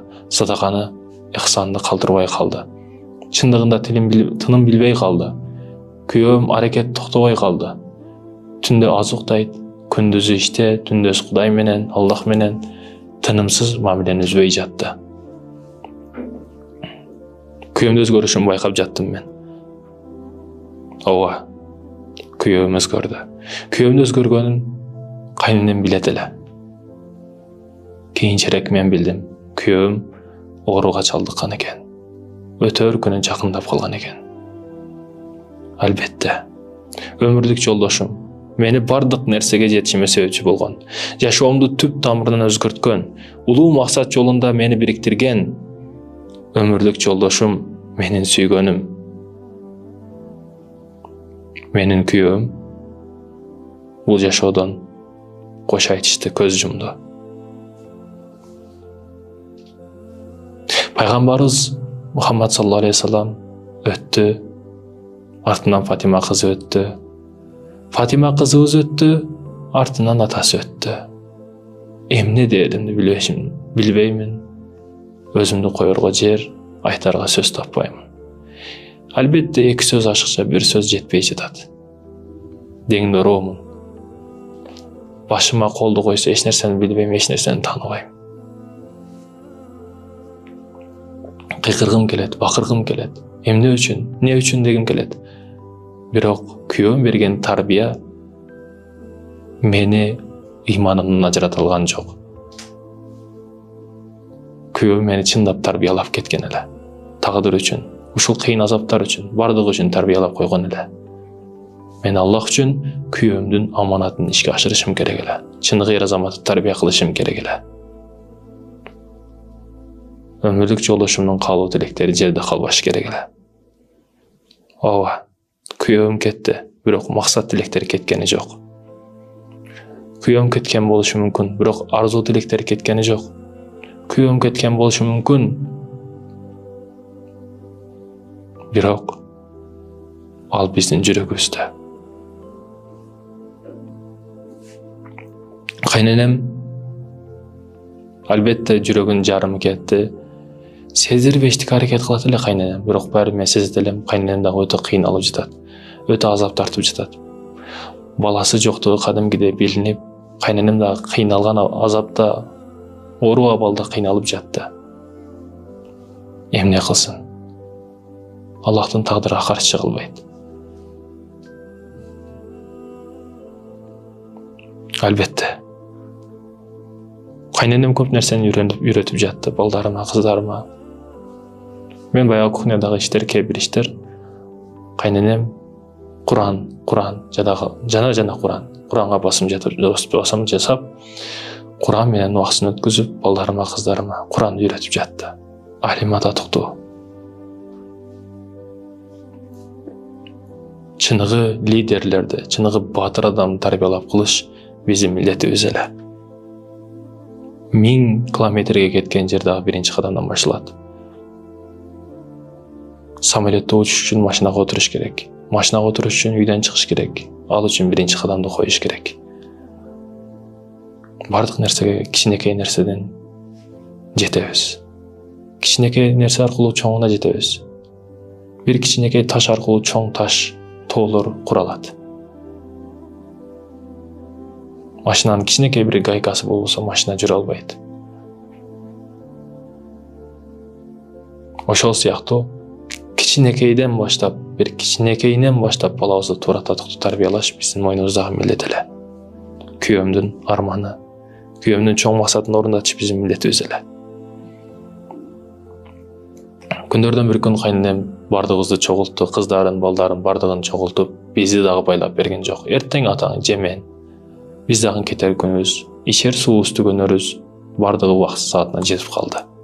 Айтып болбойт. Ошого карабастан бере турган, берип ала турган аманат сөздөрүмдү айтып калайын. Ар бирибизге насаат айтып чыкты. Өзгөчө мени карап, кызым, уулумдан ыраазы болуңуз. Уулум сизди таштап кетти. Ооба, 1000 күйүттөсүз, армандасыз. Ичиңизде күйүт бар. Эгерде дартыңыз болсо, мага башка сөздү айтышыңыз мүмкүн. Бирок өмүрлүк жолдошуңуз жөнөкөй адам эмес эле. Жөнөкөй балдардын катарында эмес эле. Балалыгыдан башкача тарбия алган бала эле. Аманат нерселерди бөлүштүрөт экен. Афам мага аманат деп, күйөө өмүрлүк жолдошуң берген эле деп бир нерсени берди. Бир кутуча сыяктуу бир нерсени берди. Кутучаны алдым. Афамдын сөздөрү, насааттары өтө жүрөгүмө жетти. Жибидим, бир катар ыйладым. Шүгүр намазын башында күйөөм өмүрлүк жолдошу менен окуган элек. Бардык нерсеге шүгүр кылып. Бүгүн тобо намазын окугум келип калды. Бардык нерседен тобо кылып. Тобо кыла турган окуялар болуп кетет. Мен көзүмө ишенбей жатам. Кантип эле баары мени таштап кетти деп. Менин жан сүйгөнүм таштап кетти деп ишенбей жаттым. Дагы эле өзүмө келе элем. Бирок аманат деген нерсени алдым да өз бөлмөгө кирдим. Сандыкты, кичинекей кутучаны ачтым. Ачкан учурумда Америка доллары туруптур. Анын үстүндө аруу кеме деген жазуу бар экен. Аны ачсам, каттар бар экен ичинде. Бул каттар ушундай эле. Салам сага, бардык жамандыктардан аруу кем. Жараңа туз себеп бул катты жазат экенмин. Көздөрүңдө жаш болуп агышымды жакшы билемин. Жашоо ушундай экен. Келишти, кетишти. Келдик, кетебиз. Ажалың алдыңа келген учурда, көп амалга жетишпедим дейт экенсиң. Жашагың келет экен. Бул катты жазып жатып, Фатима кызымды түшүндүм. Оорулар, санчыктар, кыйноолор, азаптар менен бул катымды кыйналып жаздым. Ар жазганымда жаштарым, көз жаштарым сыяларды өчүрүп жатты. Сага дуа тилектер менен бул каттарды жаздым. Сени жан балдарым менен таштап кетишимди мен 1000 уктасам, оюм ойлогон эмесмин. Жана бул абалымды ушул абалга түшкөн адам гана түшүнөт. Эсиңде болсо, сени чоң кызым дейт элем. Сени кошкондо 3 кыз бир уулдуу болдук. Балдарым сага аманат. Балдарым сага аманат. Көздөрүңө карап жашагым келет. Бирок Аллахтын тагдыры. Арукем, сени биринчи көргөндө көрөгөчтүгүң үчүн жактырганмын. Башкалары көп айткан, башка элдер дагы көп айткан. Бул алдап кетет, таштап кетет, көчө көргөн кыз, кафеме, ресторама, түн клуб көрбөгөн жер калган эмес бул кыздын. Буга үйлөнбө, башкара албай каласың. Чыгып кетет, сайраңдап кетет, баш бербей коет дешти. Бирок көңүлүм эмнегедир сага тарткан. Истихара кылганмын. Жүрөгүм сага тартып, сага үйлөндүм. Жана мен бул нерседе адашпадым. Сени дедим, сени сүйдүм. Биздин сүйүүбүз түбөлүктүү, туруктуу болду. Биринчи жолу көрүшкөнүбүз эсиңдеби? Сага динди үйрөтүүнү ниет кылган элем. Ошол көрүшкөн учурубузда көкүрөгүңдү менден башкасын көрбөсүн деген учурумда уялганыңдан жерге кирип кызарып кеткениң эсимде. Мени диндар бара деп ойлогонсуңбу? Же менден уялгансыңбы? Ар бир сөзүңдөн уялып, ар бир көзүңдөн уялып, өзгөчө бир сезимдер менен мени карайт элең. Арукем, сен менен жашаган күндөрүм эң бактылуу күндөрүм болду, түндөрүм болду. Сенин мээримдүү көздөрүңдү, ширин сөздөрүңдү, боорукерлигиңди көрүп мен дайым таң калганмын. Суу сыяктуу таза элең, кээде хулиганка кыз элең. Түркияда тарынганың эсиңдеби? Ошол учурда тарынып, эч нерсе жебей койгонсуң. Үйдөн мейманканадан чыгып кеткенсиң, тарынгансың. Тарынган учуруңда эмне кыларымды билбесен, капа болсочу, жарашпай койсо эмне кылам деп ойлонуп, дыккат болгонмун. Анан алтын чекик берген учурумда сүйүнүп кубанып кеткенсиң. Жараштын жолу ушунчалык оңой экен го. Аялдар алтынга кырс коюшун ошондо билгенмин. Ооба, Арукем, буларды эмнеге эстеттим, билесиңби? Кыштай музатып кеткен жүрөгүңө жаз киргизейин дедим. Түбөлүккө музаткан жүрөгүңдү жылытайын дедим.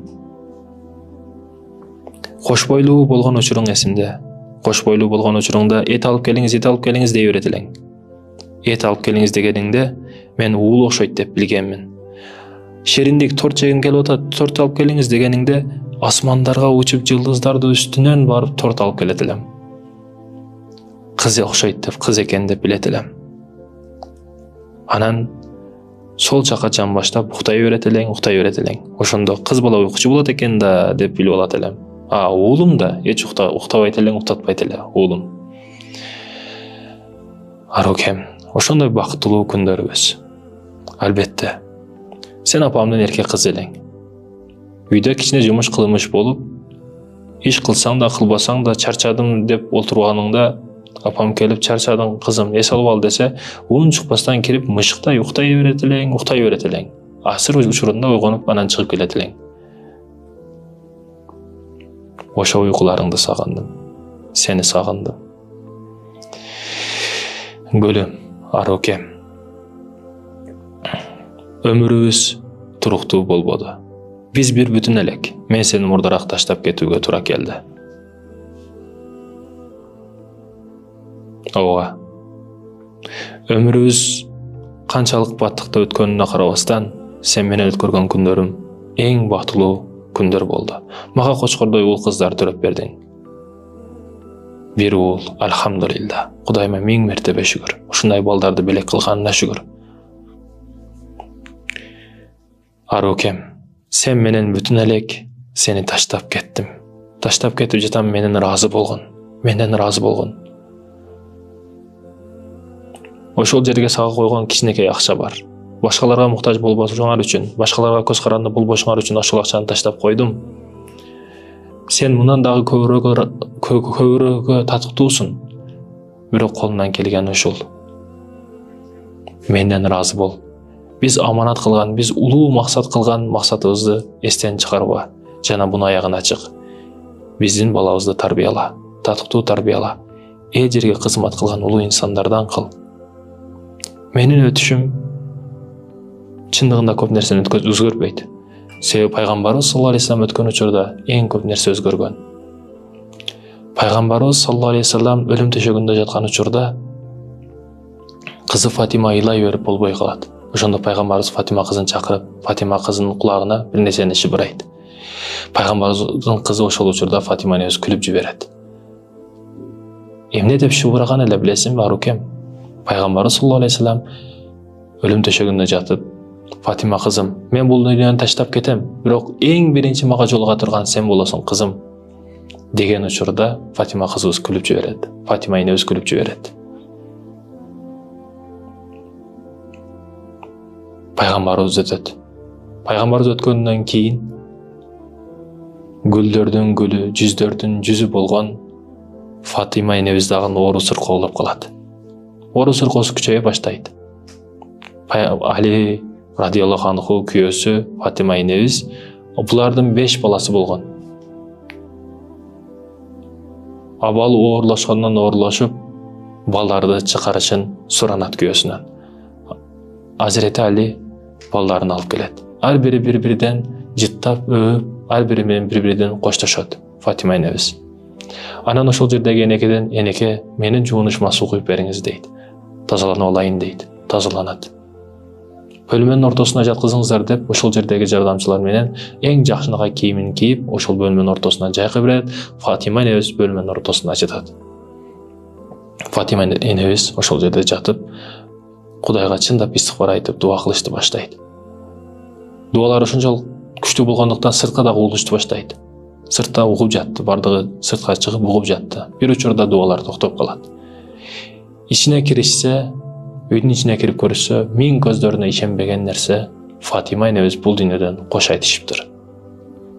Райхандардын райханасы, гүлдөрдүн гүлү, жүздөрдүн жүзү болгон пайгамбарыбыздын кызы Фатима энебиз бул дүйнөдөн көз жумган эле. Бул жалган дүйнөнү таштап кетишти. Менмин дегендин бардыгы таштап кетти. Бул жерлер, бул дүйнөлөр кимдерден гана калбады? Арукем. Бул жерлер кимдерден гана калбады? Арзыбаган дүйнө үчүн, мүлк үчүн, байлык үчүн бири-бирин өлтүрүп жаткандар, бири-бирин союп жаткандар, бири-бирин зордоп жаткандар, канчалык ыплас иштин туу чокусуна жеткендер, буларды тарбиялаш сенин мойнуңда калды. Арукем, менин улуу максатымды, ниетимди орундаттыр. Ошондой баланы тарбияла, ошондой баланы коомго кош, кыргызыбызды өнүктүрсүн, өстүрсүн. Арукем, мен сени мурдараак таштап кеттим. Фатима кызыбыз пайгамбарыбыздын алдына барды. Мен дагы кетип жатам. Иншалла Фатима кызым менен ал жерде жыргап, пайгамбарыбыздын алдына Кавсар колунан Кавсар суусун ичип, пайгамбарыбыз Фатима кызыбыз менен ал жерде сени күтөбүз. Бирок милдетиңди аткар. Улуу кыргызга кызмат кыл. Улуу кыргызды кызматын кылып, кыргызды чындап кыргыз кыла турган баланы тарбияла. Эч нерседен коркпогон, таянбаган, чыныгы эркек адамды тарбияла. Арукем, бардык жамандыктардан аруусун, кичпейилдүүсүн, мээримдүүсүн, өзгөчө боорукерсиң, анан ишенчексиң. Баткендиктер айтмакчы саддасын. Арукем, ошол таза жүрөгүң менен таза адамды тарбияла. Менден разы бол. Менден разы бол. Менден разы бол. Сени сүйгөн өмүрлүк жолдошуң.